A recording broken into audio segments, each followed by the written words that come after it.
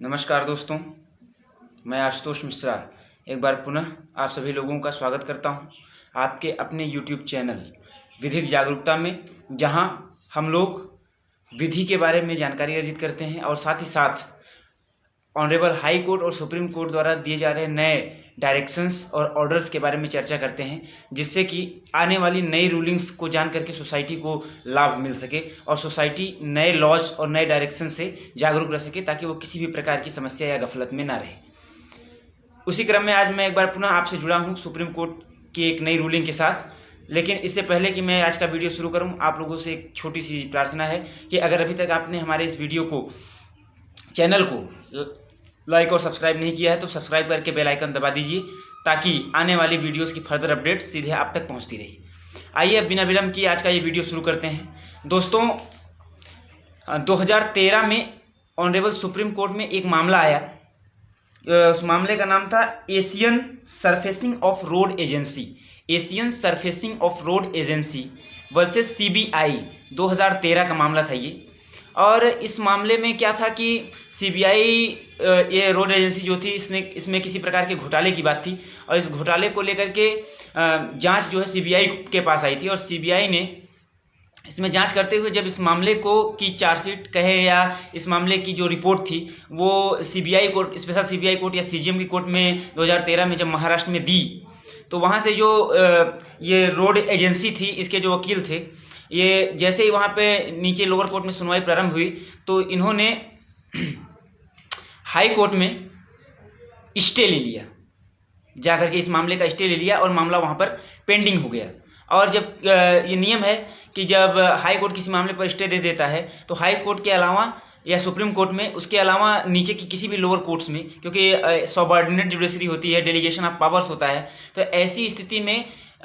जब कोई अपर कोर्ट किसी लोअर कोर्ट के मामले में, जब कोई लोअर कोर्ट सुनवाई कर रही हो और अपर कोर्ट उस मामले में कोई स्टे दे देता है, तो लोअर कोर्ट को अधिकार नहीं होता जब तक कि वो स्टे, वो कोर्ट उस या उससे अपर कोर्ट उसको हटा न दे, तब तक सबऑर्डिनेट कोर्ट्स या लोअर कोर्ट्स उस पर मामले की सुनवाई नहीं कर सकती हैं। और इसी क्रम में ये मामला था और ये मामला जब वहाँ पर पेंडिंग हो गया तो 2016 में ये मामला ऑनरेबल सुप्रीम कोर्ट चला गया। और ऑनरेबल सुप्रीम कोर्ट इसलिए चला गया कि अब इस प्रकार से मामले आएंगे तो क्या होगा। तो जब यहाँ पर सुप्रीम कोर्ट में गया तो उसमें जब 2013 में था तो गवर्नमेंट भी बदल चुकी थी। 2013 में कांग्रेस की गवर्नमेंट थी, 2016 में बीजेपी की गवर्नमेंट आ गई। और जब गवर्नमेंट आ गई तो ऑनरेबल सुप्रीम कोर्ट ने, जो भारत के महान्यायाधिवक्ता थे उस समय, महाधिवक्ता जैसे आप लोग बोलते हैं, सॉलिसिटर जनरल, तो उनको बुलाया और उनसे पूछा कि जो भारत में इतने सारे पेंडेंसी ऑफ केसेस है, ये क्यों है, ऐसा क्यों है, इसका कारण क्या है। इतने सारे जो केस पेंडिंग रहते हैं इंडिया के अंदर और लोग बहुत दिनों तक लॉ से वंचित रह जाते हैं। और कभी कभी तो मामला ऐसा होता है कि 20 साल 25 साल तक मामला चलता है और तब तक जो फाइल करने वाली डिसीज पार्टी है वो मर चुकी होती है और उसको वो उस जीवन काल में उसको उसका जो वाद होता है उसको निर्णय नहीं मिल पाता है, वो न्याय से वंचित रह जाता है। तो 2016 में एक व्यापक सर्वे हुआ मिनिस्ट्री ऑफ लॉ के द्वारा, government of India ministry of law के द्वारा, कानून मंत्रालय या विधि मंत्रालय जो भी आप कहें, उसके द्वारा एक व्यापक सर्वे हुआ। और उसमें ये कहा गया कि जो देखा गया सर्वे में ये पाया गया कि उसने रिपोर्ट 2017 में जो सबमिट की न्यायालय में, और उसमें ये कहा गया कि जो जब कोई मामला सबऑर्डिनेट कोर्ट्स में चलता है, शुरू होता है, वैसे ही हाई कोर्ट में या हाई कोर्ट में कोई मामला शुरू हो रहा है तो उसको सुप्रीम कोर्ट द्वारा, मतलब कि जैसे ही लोअर कोर्ट्स में मामला शुरू होता है उसकी जो सुपीरियर अथॉरिटी होती है, जो सुपीरियर कोर्ट्स होती हैं, उनमें मामले का स्थगन आदेश यानी कि स्टे ऑर्डर दे दिया जाता है। और जब स्टे ऑर्डर हो जाता है तो मामला वहीं का वहीं पड़ा रह जाता है और फाइलें धूल खाती रह जाती हैं और व्यक्ति जो होता है वो या तो उस मामले को भूल जाता है या तो न भूलता है तो वो स्वयं ही मर जाता है और मामला वैसे का वैसे ही पड़ा रहता है 85 साल सैकड़ों साल तक। तो उन्होंने कहा कि इसको समाप्त करने के लिए क्या किया जाए। तो उसने जो आयोग था, जो लोग थे उस समिति में जिन्होंने वो प्रतिवेदन प्रस्तुत किया, तो उन्होंने कहा कि इसके लिए कोई नई रूलिंग्स आनी चाहिए। तो ये बात आई तो 2018 में जब सेम बेंच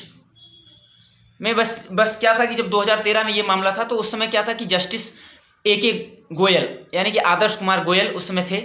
वो आदर्श कुमार गोयल, जस्टिस RF नरीमान और जस्टिस नवीन सिन्हा, 3 जजों की बेंच थी। और अब जब जस्टिस AK गोयल रिटायर हो गए हैं तो उसमें जस्टिस KM जोसेफ को उसमें उस 3 जजी बेंच में के एम जोसेफ को गोयल, जस्टिस गोयल का स्थान दे दिया गया है। और इन्होंने जो 2018 में इन्होंने अपनी रूलिंग दी थी, मार्च 2018 में, इन्होंने कहा कि जो पेंडेंसी ऑफ केसेस है और जो नेचुरल जस्टिस का सिद्धांत है, जिस नेचुरल जस्टिस के सिद्धांत पर चल करके किसी भी देश में लॉ एंड जस्टिस की बात की जाती है, जस्ट फेयर एंड रिजनेबिलिटी की बात की जाती है, और law is accessible to each and every person which is living in that country where the law is serving. ये कहा जाता है, ये इस उपधारणा के साथ लॉ की बात की जाती है। तो ऐसे में क्या किया जाएगा? तो सुप्रीम कोर्ट ने, इन 3 जजों की बेंच ने ये एक रूलिंग दिया कि आज से, यानी कि मार्च 2018 से, we are directing to all the lower courts of India which are the subordinate authorities to this court, कि जिस न्यायालय में वाद पेंडिंग है, यानी कि जिस न्यायालय ने उस पर स्टे लगाया है, अगर वहां पर वो मामला अपील में है तो उस न्यायालय में वो अपील पेंडिंग रहेगी। अन्यथा की स्थिति में अगर किसी, जैसे कि मान लीजिए सीजीएम कोर्ट का मामला है या जुडिशियल मजिस्ट्रेट फर्स्ट क्लास का मामला है, सेकंड क्लास का मामला है, और उसमें डिस्ट्रिक्ट कोर्ट या हाई कोर्ट ने स्टे दे दिया है या ऑनरेबल सुप्रीम कोर्ट ने स्टे दे दिया है, तो ऐसी स्थिति में क्या होगा? तो उन्होंने रूलिंग दिया कि अगर हाई कोर्ट ने स्टे दिया है और मामला हाई कोर्ट में अपील में पेंडिंग है तो वो स्टे मान्य होगा। अन्यथा की स्थिति में ऑल इंडिया में मार्च 2018 से जितने भी स्टे हैं सब 6 महीने के बाद अपने आप स्वतः ही समाप्त हो जाएंगे, और मार्च 2018 के बाद जितने भी मामले में स्टे ऑर्डर दिया जाएगा वो 6 महीने से ज़्यादा का नहीं होगा। तभी जस्टिस की बात इंडिया में की जाएगी, तभी जस्टिस की बात करना न्यायोचित होगा। इंडिया में जस्टिस की बात न्यायोचित होगी। बहुत ही मतलब अच्छी रूलिंग है, और सभी जितने भी अधिवक्ता हैं, जितने भी स्टूडेंट्स हैं, या भविष्य में जो भी न्याय क्षेत्र में जाने वाले हैं, उन सभी लोगों को इस रूलिंग के बारे में जानना चाहिए, क्योंकि ये बहुत ही इंपॉर्टेंट रूलिंग है। और जो लोग इस गफलत में रहें कि हमने तो स्टे ऑर्डर ले लिया है और अब स्टे ऑर्डर के बल पर ऐसे स्टे ऑर्डर चलता रहेगा, हम तो बस चलता ही रहेगा, तो उनकी जानकारी के लिए कि वो अक्टूबर 2018 से उनका स्टे जो है वो समाप्त हो गया है। अब मैं बताता हूँ इसके बाद क्या हुआ कि ये सेम मामला जब फिर से स्पेशल कोर्ट सीबीआई में आया या सीजीएम कोर्ट में, जहाँ भी वो मामला रहा होगा 2013 में, वहाँ पर फिर से आया 2018 में कि आप इस मामले को सुनिए, तो उसने इनकार कर दिया, कहा कि इस मामले में ऑनरेबल हाई कोर्ट का स्टे है, और जब तक वो उस मामले के स्टे को लेट डाउन नहीं करता है, उसको स्टेप डाउन नहीं करता है, तब तक उसके वैकेट करने के पूर्व हम इस मामले को नहीं टेक ओवर कर सकते हैं, तब तक हम इसको सुन नहीं सकते हैं। तो आप हाई कोर्ट को अप्रोच करिए और इस स्टे ऑर्डर को कैंसिल कराइए, तब हम जो है इसको सुनेंगे। तो डिसीज पार्टी जो थी वो फिर से हाई कोर्ट गई, और हाई कोर्ट ने ये कहा कि हम इसको नहीं करेंगे और ये मामला ऐसे ही पेंडिंग रहेगा। जो ऑनरेबल सुप्रीम कोर्ट की रूलिंग है वो ऐसे मामलों पर हमारे ऊपर लागू नहीं होती है।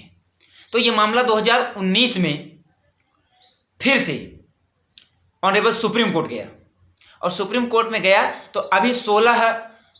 अक्टूबर 2020 को यही 3 जजों की बेंच, जैसा कि हमने आपको बताया था, जस्टिस आर.एफ. नरीमन, जस्टिस नवीन सिन्हा और जस्टिस के.एम. जोसेफ, इन 3 जजों की बेंच ने अपने जो मार्च 2018 की रूलिंग थी उसको क्लेरिफाई करते हुए कहा कि हमारा ये जो रूलिंग है, ये पेंडेंसी ऑफ केसेस है, ये सारे कोर्ट पर, जो भी हमारे सबऑर्डिनेट कोर्ट्स हैं उन सभी पर लागू होता है। उसने यहाँ पर यह भी स्पष्ट किया कि जो हाई कोर्ट है वो एडमिनिस्ट्रेटिवली, मानी प्रशासनिक रूप से सबऑर्डिनेट नहीं है, लोअर जुडिशरी नहीं है। वो आर्टिकल 226 और आर्टिकल 32 की बात करें तो दोनों फंडामेंटल राइट्स के गार्जियंस होते हैं, दोनों लॉ के गार्जियन है, एक स्टेट के लेवल पर है और एक ऑल इंडिया लेवल पर है। लेकिन अगर सबऑर्डिनेट जुडिशरी की बात करें, अगर अधीनस्थता की बात करें, तो हाई कोर्ट जो है वो जुडिशरी के मामले में, जुडिकेचर के मामले में, जुडिशरी सबऑर्डिनेचर के मामले में हाई कोर्ट जो है वो सुप्रीम कोर्ट का सबऑर्डिनेट है। इसलिए जो जुडिशरी का रूलिंग है, अकॉर्डिंग टू जुडिशियल रिव्यू का ले लीजिए, या कोई भी जुडिशियल मामले में जो भी ऑर्डर या डायरेक्शंस या कोई भी जजमेंट है ऑनरेबल सुप्रीम कोर्ट का, वो हाई कोर्ट्स के साथ साथ जितनी भी सबऑर्डिनेट जुडिशरी हैं सब पर प्रभावी होगा, और कोई भी हाई कोर्ट ये नहीं कह सकता है कि ये हम नहीं मानेंगे, उसके ऊपर प्रभावी होगा। बस उसने यही इतना कहा कि अगर जो अपील है वो उसी हाई कोर्ट में पेंडिंग है जिस हाई कोर्ट ने, या जिस सेशन कोर्ट ने, या जिस डिस्ट्रिक्ट कोर्ट ने उस पर स्टे दिया है तो वो स्टे मान्य होगा जब तक कि उस पर अपील की पेंडेंसी चल रही है। अन्यथा की स्थिति में ऑल इंडिया लेवल पर सभी सीजीएम को, सभी डिस्ट्रिक्ट कोर्ट्स को, सभी सेशन कोर्ट्स को, सभी हाई कोर्ट्स को डायरेक्ट किया सुप्रीम कोर्ट ने और क्लियर किया। उन्होंने कहा कि I am clarifying that loud and clear कि ऑल इंडिया लेवल पर 6 महीने से ज्यादा कोई भी किसी भी कीमत पर कोई भी स्टे ऑर्डर नहीं रहेगा। तो आपको ये लॉ जानने की बहुत जरूरत थी। आपको मैं इसके बारे में ये भी बता दूं कि इसी मैटर पर सुनते हुए डबल बेंच, मतलब कि 2 जजों की बेंच ने एक बार ये भी डायरेक्ट किया था कि ये जो भी 6 महीने वाली पेंडेंसी का मामला है, स्टे ऑर्डर का मामला है, ये जो क्वासी जुडिशियल फंक्शन करने वाली अथॉरिटीज हैं या जिसे आप हम कह सकते हैं ट्रिब्यूनल्स, अधिकरण, उनके ऊपर लागू नहीं होता है क्योंकि उनकी अपील का सिस्टम भी अलग है और उनका सिस्टम अलग है क्योंकि वो क्वासी जुडिशियल होते हैं और क्वासी एडमिनिस्ट्रेटिव होते हैं। एडमिनिस्ट्रेटिव लॉ में आप इसको पढ़ेंगे कि क्या होता है, नेचर में कौन से कोर्ट कैसे होते हैं। तो ये बात थी। तो आपको इस बात की जानकारी होना बहुत आवश्यक है कि ऑनरेबल हाई कोर्ट का और ऑनरेबल सुप्रीम कोर्ट की क्या रूलिंग है। और अब जो भी लोग हैं, जो भी आम जनमानस है, जो भी अधिवक्तागण है, जो भी अध्यापक हैं या जो भी जजेस हैं, सारे लोगों को ये बात बिल्कुल स्पष्ट रूप से जान लेनी चाहिए कि 6 महीने से ज़्यादा सेम अदालत में अपील की पेंडेंसी के अतिरिक्त किसी भी कीमत पर कोई भी स्टे ऑर्डर टिकेगा नहीं। यानी कि 6 महीने से ज़्यादा स्टे ऑर्डर नहीं होगा। और दोबारा अगर उसी मामले पर हाई कोर्ट या जो कोर्ट ने स्टे ऑर्डर दिया है दोबारा स्टे ऑर्डर देती है तो उन्हें स्पीकिंग ऑर्डर करना होगा, यानी कि रिटन में क्लियरली स्टेट करना होगा कि वो दोबारा से इस स्टे ऑर्डर को रिन्यू क्यों कर रहे हैं।